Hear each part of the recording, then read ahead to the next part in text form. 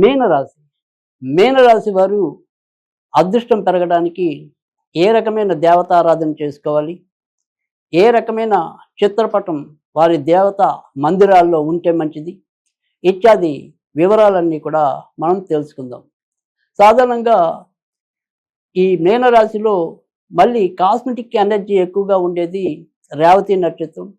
అత్యంత cosmetic energy కలిగిన నక్షత్రాల్లో మరి పుష్యమి, రేవతి, శతభిషం ఇలా కొన్ని నక్షత్రాలు అయితే ఉంటాయి. అయితే ఇందులో మరి రేవతి నక్షత్రం అనేది కూడా ఎక్కువ కాస్మెటిక్ ఎనర్జీ కలిగిన నక్షత్రం.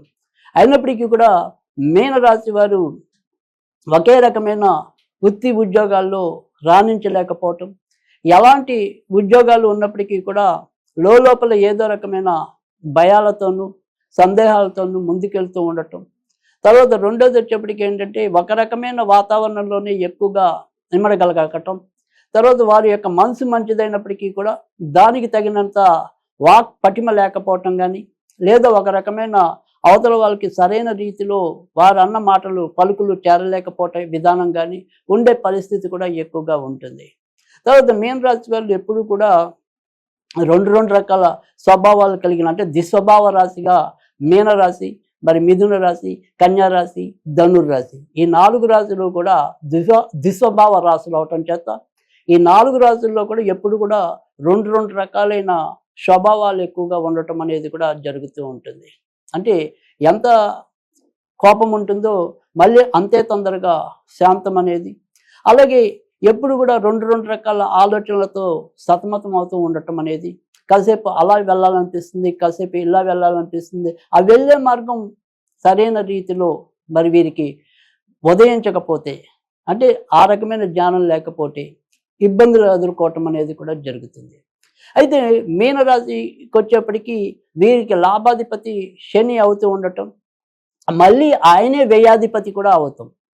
కనుక దీనివల్ల వీరికి ఎప్పుడైనా సరే ఎంత సంపాదించినప్పటికీ కూడా దాన్ని ఏదో రీతిలో మిగుల్చుకోకపోవటం అనేది కూడా జరుగుతూ ఉంటుంది. తర్వాత మీనరాశి వాళ్ళు కనుక చాలా నియంత్రణ నియమ పాటించకపోతే వారి జీవితంలో మూడో వ్యక్తి ప్రవేశించడం వల్ల కూడా, లేదా వీరు మూడో వ్యక్తిని ఎక్కువగా నమ్మటం వల్ల కూడా వీరు సంపాదించిందంతా కూడా వాళ్ళని నమ్మి వాళ్ళకి దారపోసి ఇబ్బందులు తెచ్చుకోవడానికి కూడా అవకాశాలు లేకపోలేదు. కనుక మీనరాశి వారు సాధ్యమైనంత వరకు కూడా ఇతరుల మీద ఆధారపడటం కానీ, ఇతరులని నమ్మి అతిగా ఉండటం కానీ చేయకుండా ఉన్నట్టయితే కనుక వారికి మరింత మంచి జరగడానికి కూడా అవకాశం ఉంటుంది. తర్వాత వీరి యొక్క రాశికి అధిపతి అంటే జనరల్గా మనం రాసులు అన్నప్పటికీ కూడా నిజానికి రాసుల కన్నా కూడా లగ్నాలు అనేవి మరింత ప్రభావాన్ని మన మీద జాతకరీత్యా చూపించడానికి అవకాశం ఉంటుంది. అలాగే ఇక్కడ ఏదైనప్పటికీ కూడా ఈ రాశికి అధిపతి అయిన గురుడు ఒకవేళ నీచపడి ఉన్నా, నీచ గ్రహాలతో కలిసి ఉన్నా వీరికుండే వ్యసనాల వల్ల ఇబ్బందులు తెచ్చుకుని లాభాలు మిగిల్చుకోలేకపోవడానికి కూడా అవకాశాలు ఎక్కువగా ఉంటాయి. అలాగే గృహ జీవితంలో కూడా ఎప్పుడు కూడా వీరు సంతృప్తిగా ఉండకపోవటం కానీ, ఏదో తెలియని ఒక అసౌకర్యంతో ఉండటం కానీ కూడా అవకాశాలు ఎక్కువగా కనిపిస్తూ ఉంటాయి. ఏదైనప్పటికీ కూడా మరి వీరికి వచ్చే లాభాలన్నీ కూడా బలంగా ఉండడానికి కానీ, ఇంట్లో మరి సుఖశాంతులు, ప్రశాంతత ఇవన్నీ కూడా లభించాలి అంటే కనుక వీరు ఇంట్లో ఏ రకమైన ఆరాధన చేసుకోవాలి, ఏ దేవుడి యొక్క చిత్రపటాన్ని ఇంట్లో పెట్టుకున్నట్టయితే కనుక వీరికి చాలా మంచి ఫలితాలు ఉంటాయి. అలాంటిది కనుక చూసినట్టయితే కనుక వీరు ఏదైనా దేవత అంటే దశమా విద్యలో అయితే కనుక రాజమాతంగిని ఆరాధించడం వల్ల చాలా మంచి ఫలితాలు పొందటం అనేది ఉంటుంది. వీరి యొక్క వాక్కు 10 మందికి దృష్టిలోకి వెళ్ళడానికి, ముఖ్యంగా మీనరాశి వారిలో ఎప్పుడు ఏ ఉద్యోగంలో ఉన్నప్పటికీ కూడా ఇంకో రకమైన కళ అంటే కొంతమందికి చిత్రకళ ఉండొచ్చు, కొంతమందికి మరి సంగీతం, కొంతమందికి నాట్యం, ఇలాంటివి ఏవైనా సరే రకరకాలైన ఏదో రకమైన లలిత కళలో ఒకటి అబ్బే అవకాశాలు కూడా ఎక్కువ ఉంటాయి. కనుక అలాంటి వాటిల్లో వీరు ఏదైనా సరే వారి యొక్క ప్రతిభని సక్రమంగా ఉపయోగించుకోవాలి అన్నా కూడా ఖచ్చితంగా రాజమాతంగి ఆరాధన అనేది చాలా ఉపయుక్తంగా ఉంటుంది.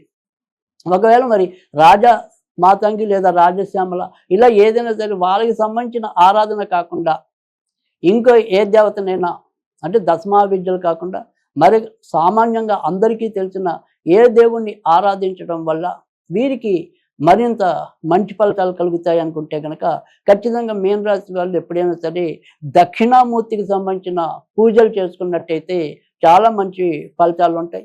ఇంట్లో ఈశాన్యంలో ఎక్కడైనా సరే దక్షిణామూర్తి చిత్రపటాన్ని ఇంట్లో పెట్టుకుని ప్రతిరోజు కూడా మరి స్నానం చేసి వచ్చాక ఒక 2 నిమిషాలు 3 నిమిషాలు తదేకంగా ఆ దక్షిణామూర్తి చిత్రపటం వంక చూసినా కూడా చాలా చక్కటి అభివృద్ధిలోకి రావటం అనేది జరుగుతుంది. కనుక దక్షిణామూర్తి ఆరాధన లేదా రాజశ్యామల రాజమాతంగి ఆరాధన అనేది వీరికి చాలా మేలైన ఫలితాలు ఇస్తాయని చెప్పడంలో కూడా సందేహం లేదు. ఈ రకంగా మీనరాశి వారు పూజించినట్టయితే అది కూడా మంచి పరిహారంగా ఉపయోగపడుతుంది.